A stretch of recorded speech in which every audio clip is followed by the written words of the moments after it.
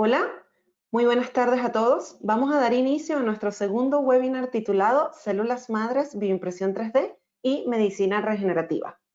Hoy tenemos el agrado de contar con la presencia de la doctora Karen Norris Suárez, quien obtuvo su grado de bioanalista en la Universidad Central de Venezuela y su doctorado en bioquímica en la Universidad de Trieste, Italia. Varios de los miembros de Smart Tissues conocimos a la doctora Karen Norris cuando éramos estudiantes en la Universidad Simón Bolívar en Caracas, Venezuela, donde la profesora Karen sirvió por casi 20 años como profesora titular. Ahí fundó el laboratorio de bioingeniería y es responsable del diseño y la implementación del programa de posgrado, diseño y gestión de laboratorios de cultivo celular en medicina regenerativa. Actualmente, la doctora Karen se encuentra en Colombia, donde fundó IngeCell.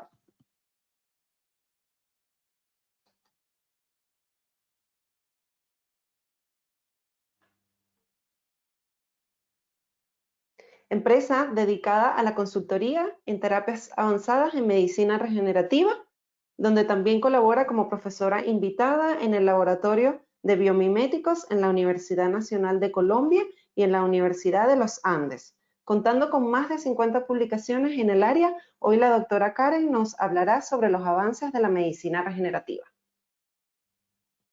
Esta es la agenda para el día de hoy. Primero vamos a hacer un breve repaso sobre las grandes protagonistas del día de hoy, que son las células madres. Vamos a hablar de qué son, cómo se clasifican y cómo se obtienen. Luego, la doctora Karen profundizará en el tema de la medicina regenerativa y finalmente cerraremos con el enfoque actual de la ingeniería de tejidos humanos y el impacto de las nuevas tecnologías, como la bioimpresión 3D, en el avance de esta ciencia. Finalmente, contaremos con 10 minutos de preguntas y respuestas por parte de ustedes. Recuerden que a su mano derecha tienen un panel donde pueden seleccionar la parte de preguntas y ahí las pueden ir escribiendo todas. Al final de este webinario vamos entonces a responderlas una por una. Ahora sí, comenzamos. ¿Qué son las células madres? Las células madres se definen operacionalmente como células capaces de realizar dos funciones fundamentales: la autorrenovación y la diferenciación. Es decir, estas se pueden reproducir ilimitadamente o por periodos de tiempo prolongados, mientras que también tienen la capacidad de convertirse en otro tipo de células, muchos otros tipos de células con diferentes funciones, diferentes especializaciones, y este proceso se llama diferenciación. Las células madres pueden clasificarse por su poder de diferenciación, es decir, el potencial que tienen para dar origen a otros tipos de células, estando en el tope de esta pirámide las células totipotenciales, que solo existen en el cigoto cuando el óvulo ha sido fecundado. Estas células no solo dan origen a todo el organismo, sino que también dan origen a la placenta, lo que la diferencia de las células pluripotenciales, que si bien también dan origen a todas las células de nuestro cuerpo, no pueden dar origen a la placenta. Estas células son conocidas como células madres embrionarias, ya que existen solo en este periodo. De aquí para abajo, entonces tenemos las células multipotentes, que también tienen alta capacidad de diferenciación, pero en un número más reducido, hasta que alcanzan el estado unipotente en el cual ya no pueden diferenciarse más. Tradicionalmente se creía que la potencialidad de estas células solo iba en dirección decreciente, es decir, desde totipotenciales, pluripotenciales, multipotenciales, hasta finalmente las unipotenciales. Sin embargo, recientemente fueron descubiertas las células iPS, que son células también pluripotentes, pero estas son inducidas. Este descubrimiento cambió por completo el entendimiento que tenemos actualmente de la biología celular y tiene grandes implicaciones en la medicina regenerativa. Vamos a ver en detalle entonces las diferencias entre las células pluripotenciales. Virtualmente estas células tienen las mismas potencialidades o la misma capacidad de diferenciación. Sin embargo, la diferencia está en su origen. Mientras que las células embrionarias proceden generalmente de embriones humanos de solo 4 o 5 días y que son generalmente creados en el laboratorio, por lo cual tienen una alta implicación ética, las células iPS son obtenidas de células adultas a través de, por ejemplo, una pequeña biopsia o incluso una muestra de sangre. Podemos entonces introducir estos 4 genes en las células para básicamente revertirlas a un estado embrionario, en la cual entonces se convierten nuevamente en células pluripotentes. Desde entonces, este tipo de células ha sido muy utilizada para terapia celular, mayoritariamente en Japón. Luego tenemos las células multipotenciales, que son las más utilizadas a nivel mundial en términos de terapia celular. Estas son células madres mesenquimales, que si bien no tienen todo el potencial de las células pluripotentes, son las preferidas especialmente por su potencial terapéutico.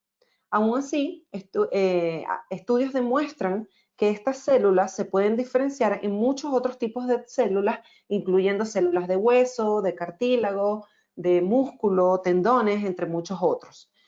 Adicionalmente, la presencia de estas células en diversos tejidos también hacen que sea una fuente muy atractiva para la terapia celular, ya que estas células se pueden obtener del tejido adiposo, médula ósea, cordón umbilical, pulpa dental, incluso sangre periférica, entre otros. Y el hecho de que estas células estén presentes en todos estos tejidos también es un indicativo de que son células que son muy importantes para el mantenimiento, la regeneración y la reparación de todo nuestro cuerpo. Ya con esto le voy a ceder la palabra entonces a la doctora Karen Norris.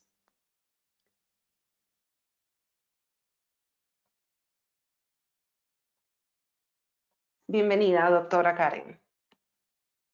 Muchas gracias. Un momentito. Muchas gracias, Denise, por la ¿cómo se dice? La introducción al tema de las células madres. Y antes de entrar en materia, queríamos hacer una breve encuesta para ver un poquito cuáles son como las expectativas o el conocimiento que tenemos sobre estas células, especialmente sobre las células madres mesenquimales. Les vamos a compartir una breve encuesta para conocer de los que están asistiendo a la charla, que entienden como cuáles son las mejores para terapia celular.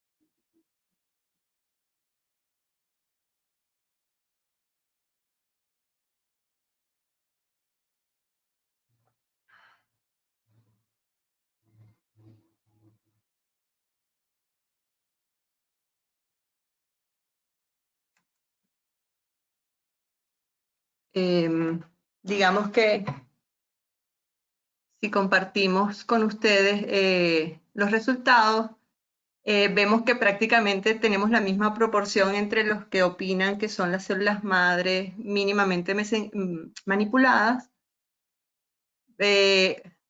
Más o menos un 32% opina que son las expandidas y hay un 23% que es relativamente importante que no está seguro.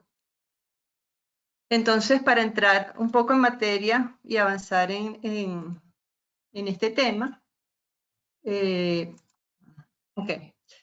empecemos por hablar de qué es la medicina regenerativa. Medicina regenerativa es un concepto que se ha ido ampliando cada vez más y que toma o cobra fuerza es con el reconocimiento de que existen células madres en el organismo.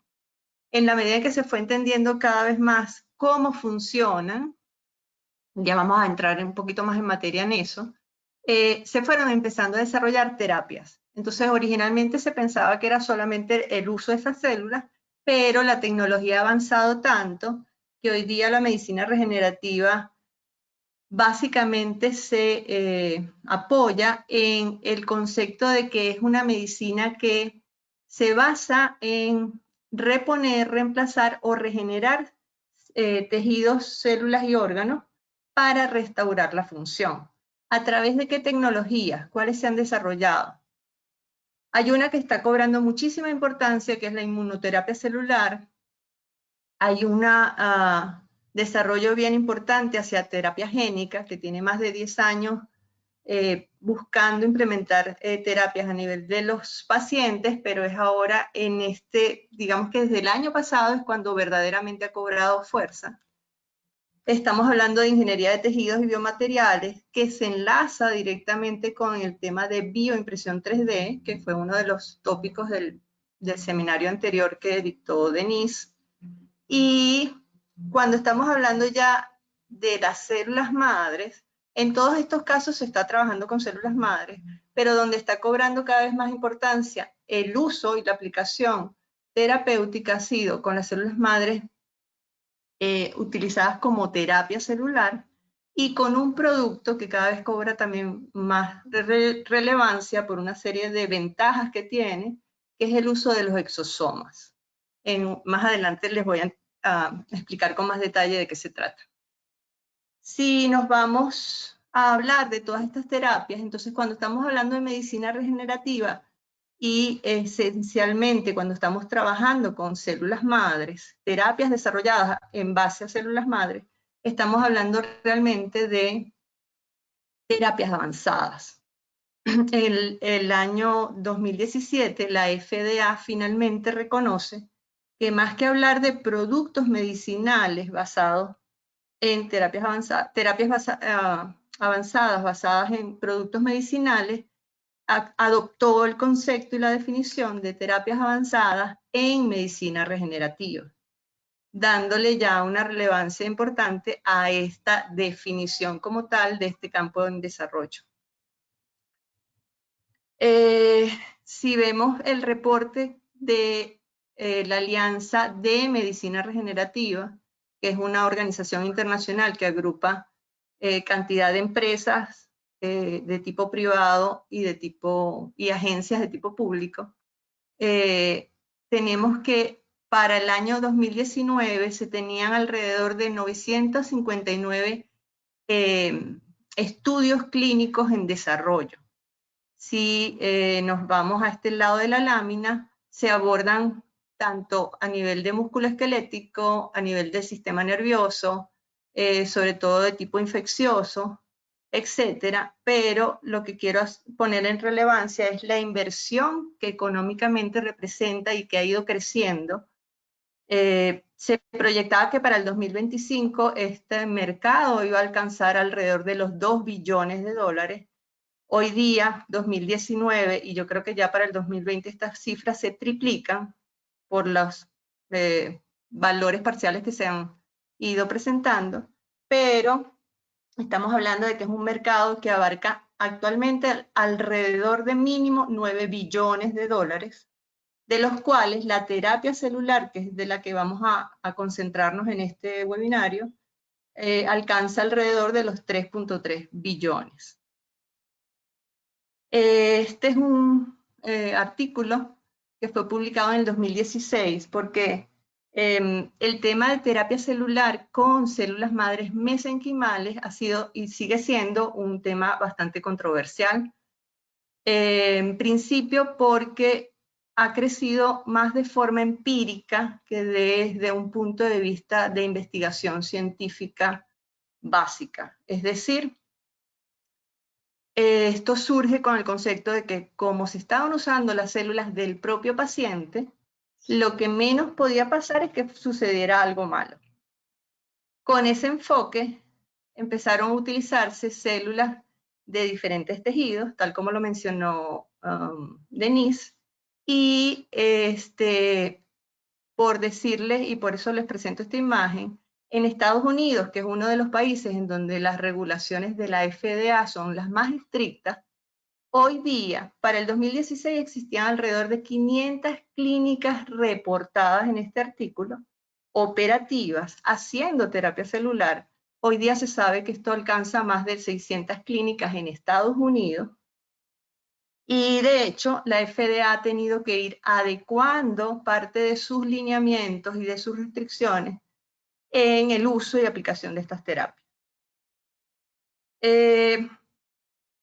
Bajo el concepto de que estas células, si eran del propio paciente, no podían hacer daño, y bueno, hay cantidad de reportes en que sí se demostraron que efectivamente se estaban cometiendo, no cometiendo abusos, porque la palabra abuso no es la cuestión, sino que en casos extremos se implementaron el uso de estas terapias y bueno, los resultados no fueron tan alentadores. Pero en la mayoría de los casos, las terapias fundamentalmente sí validaron que en el área en donde mayor éxito se ha alcanzado al utilizar estas células mesenquimales ha sido en el área de ortopedia para el tratamiento del dolor, en el área de deportes y en el área de enfermedades neurológicas e inmunes, autoinmunes. Si vemos acá, hay otra serie de patologías que han tenido gran cantidad de tratamientos con éxito, pero sigue siendo la prevalencia mayor o el mayor alcance a nivel de todo el tratamiento musculoesquelético. Estas células madres y la definición, la nomenclatura, por decirlo así, el nombre que se les dio de células madres mesenquimales, quien lo sugiere en el año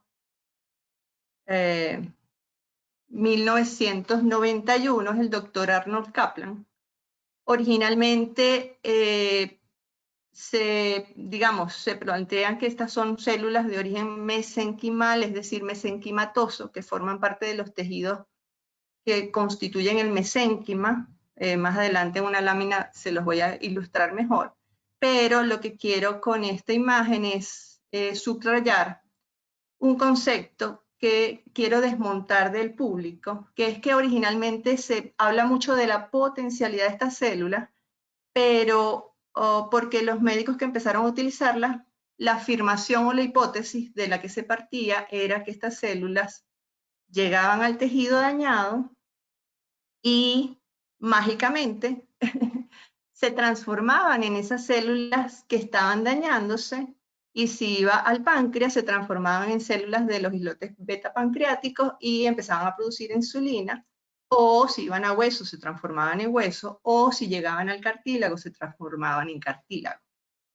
Después de 25 años que se está trabajando con estas terapias, ya con terapia celular en humanos, lo que se ha demostrado es que estas células funcionan por unos mecanismos muy diferentes, al punto que lo que plantea el doctor Kaplan en el año, ya hace como casi 8 años atrás, es que estas células debemos cambiar el nombre y considerarlas más bien como células medicinales señalizadoras. ¿De dónde viene este concepto? Primero quiero subrayar a qué nos referimos cuando hablamos de terapia celular. Y básicamente significa tomar estas células del paciente, de un tejido adiposo, de médula ósea o de otros tejidos donantes, ejemplo, la mucosa, la grasa que se encuentra infrapatelar, es decir, detrás de la rodilla, etcétera. Hay diferentes fuentes, de hecho ahorita se trabaja inclusive con células que se obtienen de la menstruación o células que se obtienen de la orina, que son, digamos, abordajes mucho más extremos a mi juicio. Pero en general se pueden trabajar con estas células del mismo paciente o con células donadas. Y esta es por donde va más bien estas terapias. Utilizar células de tejidos donantes, de tejidos perinatales. Se obtienen estas células, se pueden trabajar por concentración, es decir, si yo las tomo de la médula ósea o del tejido adiposo, las concentro y las vuelvo a introducir sistémicamente en el paciente. Estoy hablando de células mínimamente manipuladas. Mientras que lo que se ha visto es que si bien hay un número de células que cumplen un papel terapéutico, y estas son las terapias que más se están utilizando en Estados Unidos, por ejemplo, el número de células que verdaderamente son células madres es muy limitado, es muy pequeño respecto a la muestra y respecto a las características propias que se están trabajando en esas células. Es muy difícil decir estas células tienen tales características. Por lo que a nivel mundial la tendencia es a obtener células de tejidos donantes, ejemplo, la gelatina de Wharton que está presente en el cordón umbilical del bebé cuando nace, tomar esas células sin tener que intervenir al paciente, se expanden, significa que yo las llevo al laboratorio que tiene condiciones de buenas prácticas y condiciones de asepsia y esterilidad que me permitan garantizar que esas células no se contaminen, y se expanden, es decir, se obtienen por diferentes métodos de cultivo un número de células mayor. Finalmente se deben caracterizar y se debe garantizar que esas células continúen manteniendo sus capacidades terapéuticas y luego se colocan en el paciente de forma local o sistémica. Cuando hablamos de forma sistémica estamos diciendo que básicamente tomo en una solución salina, agrego esas células y por vía endovenosa se le suministra al paciente. Para hacer un poquito, subrayar cómo ha ido evolucionando esto en muy pocos años, entre el 2010 y el 2020, cuando Kaplan indica que deberíamos llamar estas células como células medicinales señalizadoras, que se seguiría manteniendo el acrónimo en inglés, la Sociedad Internacional de Células Madre, de Terapia Celular y Terapia Génica, que en inglés corresponde a las siglas ISCT, emite una publicación el año pasado donde a fin de que mantengamos los que trabajamos en esta área unos lineamientos que respetar, ya hace relevancia más a que las características que originalmente se pedían, que era que presentara un determinado número específico de marcadores celulares, ya empieza a exigir que se demuestre la secreción de factores tróficos y la capacidad inmunomoduladora de las células. ¿A qué me refiero con esto? Para hacer un poquito énfasis en qué son las células mesenquimales, una de las más conocidas o de las más antiguas en estos tratamientos son las que se obtienen en las células en la médula ósea. La médula ósea es un tejido que está contenido dentro de los huesos largos y es la responsable de generar las células que luego van a la sangre. Para que estas células de la sangre se puedan diferenciar y alcanzar su grado de especialización, estamos hablando de los glóbulos rojos, glóbulos blancos y las células que luego generan las plaquetas. Para que se dé todo este proceso de hematopoiesis requieren de que el mesénquima, es decir, todo ese andamiaje que sostiene la producción de estas células que no necesitan estar adheridas a una superficie, se dé. Y estas células que promueven que eso se dé son justamente las que conocemos como células mesenquimales. Hago la acotación porque estas células sostienen la producción hematopoyética de las células madres hematopoyéticas, pero al mismo tiempo tienen el potencial de diferenciarse en células que forman principalmente los tejidos conectivos. Pero su función no es la de diferenciarse cuando estamos en presencia de un daño.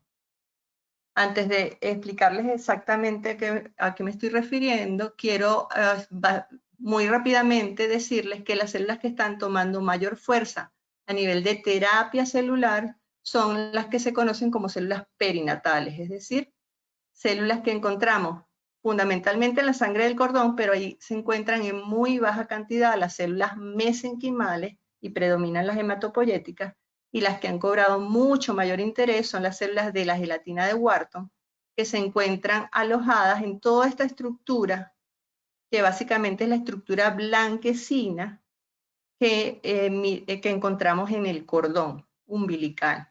Unas que han tomado mucha importancia siguen siendo las células de la placenta, especialmente las células endoteliales de la placenta y las células epiteliales, perdón, de la placenta. Y en el líquido amniótico se están cada vez más utilizando células para hacer tratamiento a nivel de tejido nervioso de estas células mesenquimales que se pueden obtener y cultivar a partir del tejido, del fluido amniótico.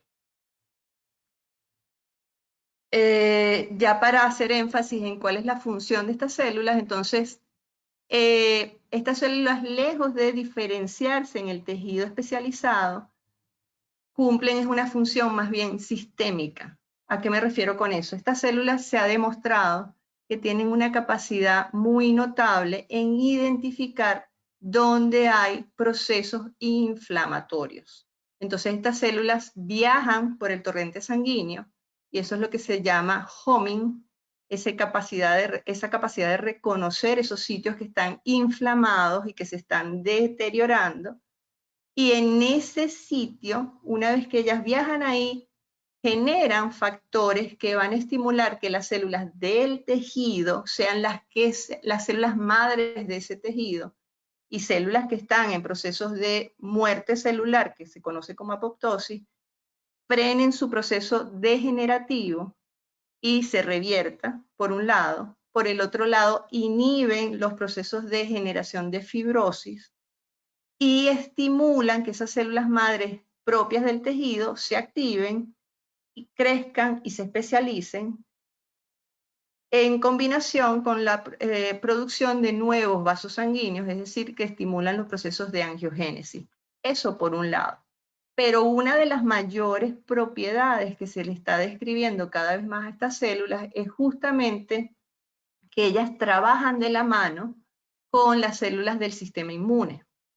Por lo que en todos los procesos inflamatorios siempre vamos a conseguir células inmunológicas involucradas que cuando están trabajando desmesuradamente o con mala regulación, tenemos procesos inflamatorios crónicos.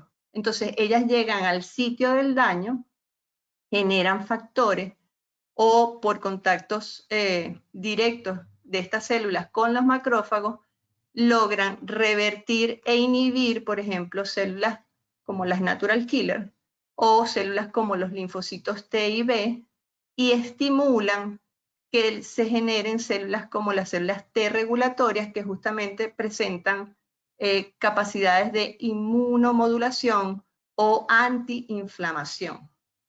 Y por eso es que el mayor factor que se busca cuando se hacen terapias celulares actualmente es estimular fundamentalmente estas capacidades de inmunosupresión. ¿A través de qué mecanismos? A través de lo que estas células mesenquimales hoy día se conocen como el secretoma. ¿Qué es el secretoma? Todos esos factores que estas células son capaces de producir y liberar al ambiente que las circunda. Entre esos están los factores paracrinos, que ya los mencionamos en las láminas anteriores, y están las microvesículas, que son básicamente vesículas que se originan a partir de la membrana plasmática y van al ambiente extracelular, pero las que han cobrado cada vez mayor interés son unas conocidas como exosomas, que son unas vesículas mucho más pequeñas, con un tamaño entre 40 y 100 nanómetros y que además contienen no solamente una cantidad de proteínas de interés para efectos de regeneración, sino que también se ha demostrado y se han identificado moléculas como pequeños RNA mensajeros y de otro tipo, que básicamente cuando son captadas por las células blanco de los tejidos, reciben todas las señales que estimulan que estas células se activen y hagan el trabajo de limitar inflamación y generar nuevas células especializadas en ese tejido. Estas terapias han cobrado muchísima fuerza en este tiempo por el tema del COVID. De hecho, estos son dos estudios que hace pocos meses fueron los primeros. Ya hoy día la misma FDA en Estados Unidos ha autorizado creo que más de 10 estudios clínicos de aplicación de estas células para tratar los pacientes más complicados de la infección por el virus, por el coronavirus. Y ya para cerrar, porque los tiempos son realmente breves para estas presentaciones, ¿cuál es el punto más limitante de estas células? Ya les dije, cuando trabajamos con células mínimamente manipuladas, tenemos muy poca cantidad y muy pocas formas de saber si esas células tienen las condiciones mejores para producir los efectos terapéuticos que estamos buscando. Pero la limitación de las células expandidas es que si estas células no son expandidas en condiciones apropiadas, pierden sus capacidades terapéuticas como tal. Entonces ahorita en el área de terapia celular se están trabajando con células cultivadas, pero lo que se debe asegurar es que esos laboratorios que las cultiven logren mantener dentro de sus protocolos, preservar la capacidad de inmunomodulación, es decir, su potencial de inmunomodulación, y los controles deben llevarse en ese sentido. ¿Por qué? Porque lo que se debe garantizar es que el secretoma de esa célula mantenga todas las propiedades terapéuticas que se requieran. Y no es banal. En esta lámina, ya para cerrar, básicamente estas células van a responder ante cualquiera de cada una de estas variables que se están estudiando para ver cuál es el mejor método de producción y de manufactura de estas células en un laboratorio. De hecho, tenemos que hay todavía laboratorios que trabajan con suero fetal bovino, que tiene varias limitaciones, y se está buscando trabajar cada vez más con medios definidos, maximizando la producción de estas células, no solamente en la capacidad de proliferar, sino de la calidad de ese secretoma que se vaya a obtener a partir de condiciones 2D o 3D, con concentraciones de oxígeno que se denominan normoxia, es cuando se considera que se trabaja con la concentración de oxígeno ambiental, pero los mejores resultados cada vez se están demostrando en condiciones de hipoxia, es decir, en unas condiciones de concentraciones de oxígeno que se parezcan más a las que se obtienen en los tejidos. Y por supuesto, buscando mejorar la producción de estas células en condiciones fuera del cuerpo. Por lo que hay un juego entre manejarnos con células que presentan una alta heterogeneidad versus su capacidad terapéutica. Es decir, mientras yo en el laboratorio las cultive y la haga proliferar por mucho más veces, ellas van perdiendo sus capacidades terapéuticas. Y allí entra en juego todo el tema de bioimpresión 3D y de ingeniería de tejidos, de los cuales le va a hablar Denise. Entonces, ¿por dónde empezamos y cuál es la meta? La meta es que originalmente se trabaja con células mínimamente manipuladas. Ahorita todos los enfoques están yendo más hacia células expandidas, pero realmente para mantener las condiciones de estas células se está buscando trabajar con sistemas de ingeniería de tejidos y de bioimpresión 3D que nos permitan básicamente tener sistemas de manufactura donde ya ni siquiera necesite las células para tratar a los pacientes, sino ya nos manejaríamos con los exosomas, que son estas sustancias estas estructuras que logro obtener del medio y que puedo ya dosificar, almacenar y congelar, y me evito una serie de complicaciones que pudieran presentarse cuando trabajo directamente con la célula.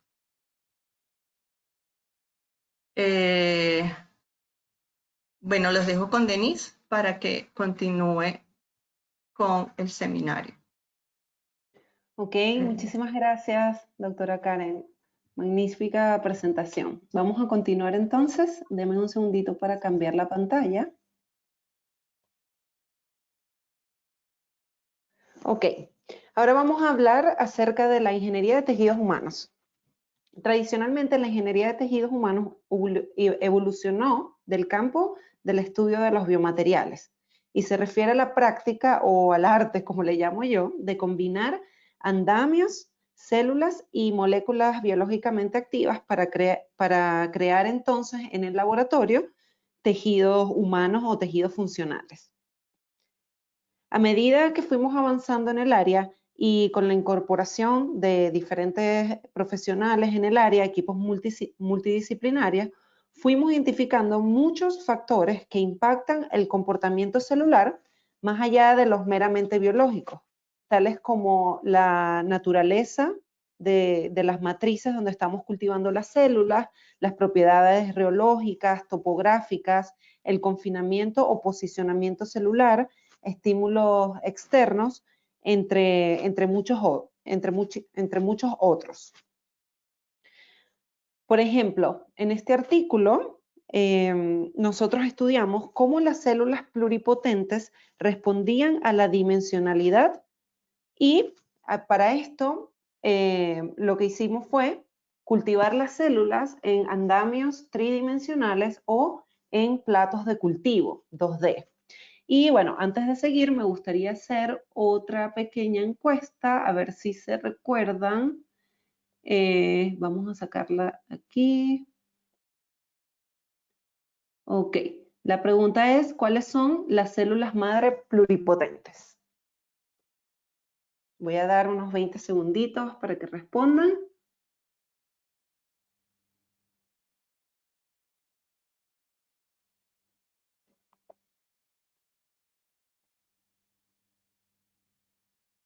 Ok, ya casi todos han votado.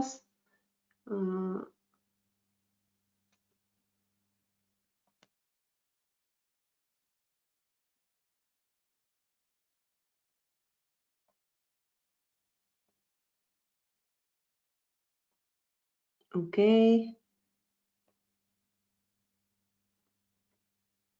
Ok. Tenemos que el 53% de la audiencia dijo que ambas, el 33% las embrionarias, el 13% las IPS. Bueno, tienen razón, la mayoría se acordó, son ambas. Recuerden que las células IPS son células que se les hace una modificación genética para que tengan las mismas características que las células madre embrionarias. Ok, gracias. Ok, vamos a seguir. Entonces, volviendo al tema. El cultivo de estas células, lo que observamos nosotros en este estudio cuando analizamos la expresión genética de estas células en los genes que son importantes para la pluripotencia, que son estos tres, que son Nano, Octo4 y SOX2, lo que vimos fue que en ausencia de cualquier componente exógeno en el medio, solo las células que estaban cultivadas en 3 dimensiones tuvieron una alta expresión genética de estos genes. Lo que quiere decir que el cultivo tridimensional mejoró o mantuvo la capacidad de las células de ser pluripotentes. Luego, cuando nosotros diferenciamos estas células a células de hueso, estas mismas células, nos dimos cuenta también que los marcadores de hueso fueron expresados en las células también que estaban cultivadas en 3 dimensiones, que en este caso son las barras negras. Entonces, a lo que quiero venir con esto es a resaltar cuál es la importancia entonces de pasar de sistemas de cultivo tradicionales 2D a sistemas de cultivos tridimensionales donde las células responden de manera diferente a los estímulos externos. Y esto es especialmente importante cuando estamos testeando drogas. Y es así que entonces la ingeniería de tejidos humanos y con todos estos cambios que hemos visto y hemos ido estudiando, Es así como la ingeniería de tejidos humanos incorpora cada día más técnicas y herramientas que nos permiten crear tejidos más complejos y funcionales, tales como en el caso del componente celular, bueno, actualmente tenemos las células IPS, que son las más recientes, pero también tenemos técnicas de edición genética, por ejemplo, el CRISPR-Cas9, que es una técnica que nos permite editar las células en el laboratorio. También tenemos en temas de moléculas biológicas o de señalización, tenemos factores de crecimiento, pero también tenemos actualmente incluso péptidos.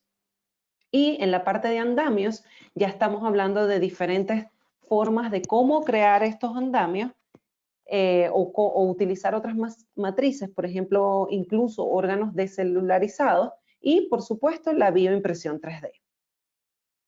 Entonces, ¿qué es la bioimpresión 3D? La bioimpresión 3D son todos los métodos que utilizan técnicas de impresión 3D y que combinan células, factores de crecimiento y biomateriales para fabricar estructuras vivas.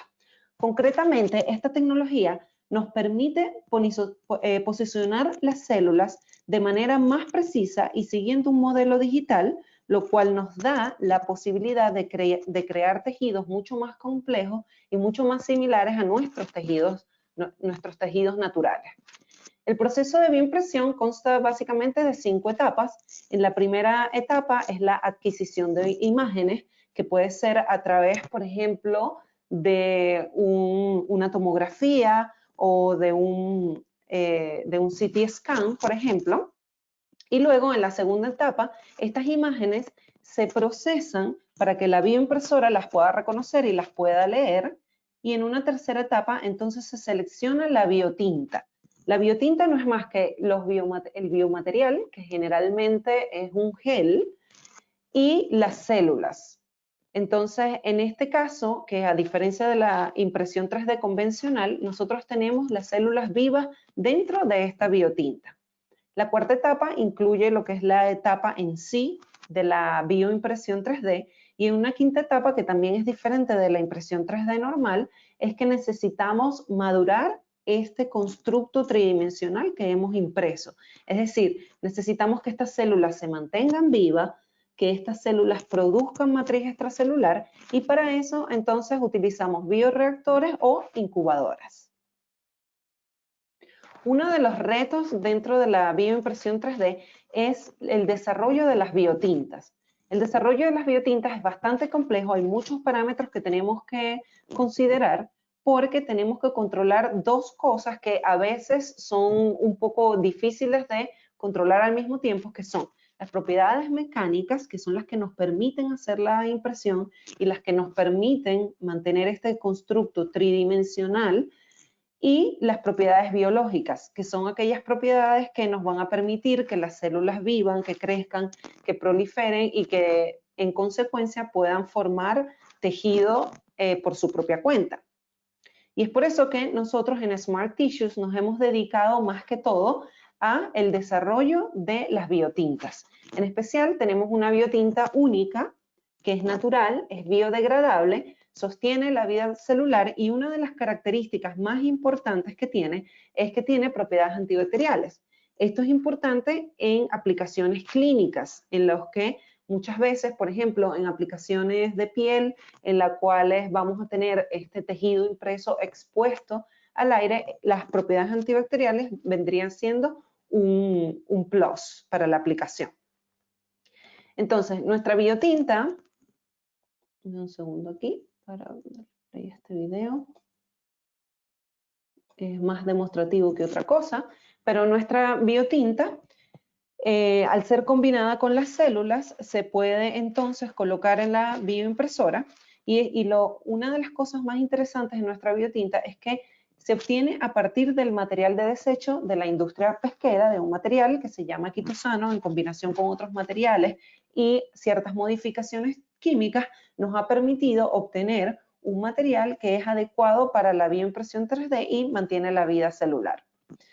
Entonces, nosotros creemos que la bioimpresión 3D es una de las técnicas o una de las herramientas que nos va a permitir cerrar este ciclo, en el cual se vendrían tomando las células del paciente o de algún donante, Estas células se deberían expandir en el laboratorio, combinar con la biotinta para entonces poder hacer la bioimpresión 3D de órganos totalmente funcionales que puedan ser trasplantados en el paciente.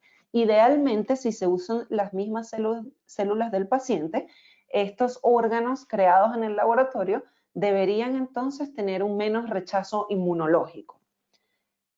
Actualmente, a pesar de que todavía esto no es una realidad, han habido muchísimos avances. La ingeniería de tejidos humanos utilizando bioimpresión 3D ha avanzado mucho en los últimos 10 años. Actualmente esta técnica es muy útil en 3 áreas principales, que son la educación, la investigación y el testeo de drogas. Es por eso que los sectores del mercado que hoy se pueden beneficiar de utilizar estos tejidos humanos impresos a escala de laboratorio son las compañías farmacéuticas. Por ejemplo, podemos imprimir tejidos humanos a escala de laboratorio en los cuales podamos testear medicamentos. Se sabe que actualmente el proceso de aprobación de un medicamento toma aproximadamente 15 años. Y una de las razones principales es porque generalmente hacemos los experimentos en el laboratorio, bien sea con animales o cultivando las células en 2 dimensiones, en los platos convencionales, y lo que ocurre es que cuando vamos a la etapa clínica se demuestra que alrededor del 90% de estos medicamentos que funcionaron en modelos animales no funcionan en los seres humanos. Entonces, la bioimpresión 3D es una solución para ese problema. También podemos utilizar estos tejidos en la universidad para estudiar procesos fundamentales, procesos de desarrollo del ser humano o para estudiar enfermedades específicas. En los hospitales también podríamos, por ejemplo, utilizar tecnología de bioimpresión 3D para crear tejidos humanos impresos a partir, por ejemplo, de biopsias de pacientes, digamos, con cáncer, y podamos entonces testear la quimioterapia en el laboratorio antes de dársela al paciente con sus propias células de sus propios tumores, por ejemplo. Y también la bioimpresión 3D vendría a jugar un rol bastante importante en los colegios para ir iniciando a nuestros estudiantes en el uso de estas tecnologías que sin duda van a reemplazar a las tecnologías actuales. Es por eso que queremos invitar a todos los científicos, a los médicos y profesores que se atrevan a probar estas tecnologías, especialmente la tecnología de bioimpresión 3D, para lo cual, bueno, nosotros estamos totalmente a la orden. Voy a dejar aquí nuestro email, nos pueden escribir. Vamos a estar organizando webinars cada 2-3 semanas. Y bueno, para cerrar, me gustaría agradecer a todo el team de Smart Tissues. Ahorita estamos divididos entre Chile y Japón. También a nuestros colaboradores, a nuestros asesores científicos, tanto en Japón como en Chile, en Argentina, en Colombia, a Startup Chile también por el apoyo que nos ha dado como emprendimiento. Y por último, los quería invitar a este programa que se llama Enfutec. Es un programa que tenemos en Japón, que es para estudiar tecnologías emergentes. Vamos a poner aquí en el chat el link donde pueden ver cuáles son todas las condiciones del programa. Es un programa bastante completo donde pueden trabajar, hacer incluso pasantías. Es un programa que dura 2 meses, y a pesar de que la aplicación ya está cerrada, con este código especial BioPrint 3D pueden enviar su aplicación hasta el 15 de junio. Así que, bueno, muchísimas gracias. Vamos a pasar entonces rápidamente a las preguntas. No tenemos mucho tiempo. Tenemos solo 10 minutos para esto. Deme un segundo. A ver, tenemos una pregunta por acá de el señor Hugo Herrera. Esta es para la doctora Karen Norris. ¿Qué información poseen respecto a la activación de factores de la coagulación debido a células madres inyectadas al torrente sanguíneo?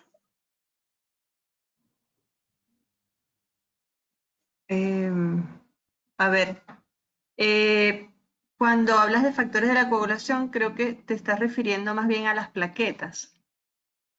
El trabajo con los factores plaquetarios ya lleva más de 15 años y estamos hablando fundamentalmente de unas preparaciones que se obtienen de concentrar esas plaquetas, separarlas de los glóbulos rojos y blancos y activarlas.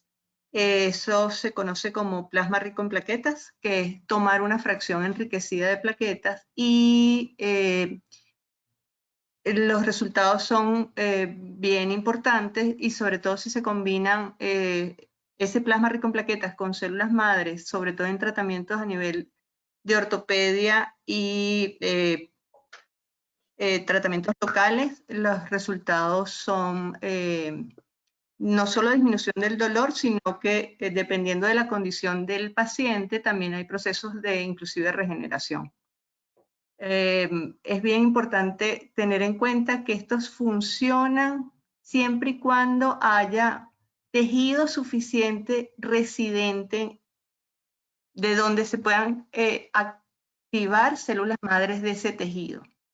Si ya, por ejemplo, estamos hablando del cartílago, si el daño es muy grande y básicamente el cartílago en rodilla, que es uno de los sistemas donde mayor aplicación ha tenido estas terapias, si ya ese tejido se ha degradado completamente, ya no hay mucho que rescatar, es decir, estas terapias ya no aplican.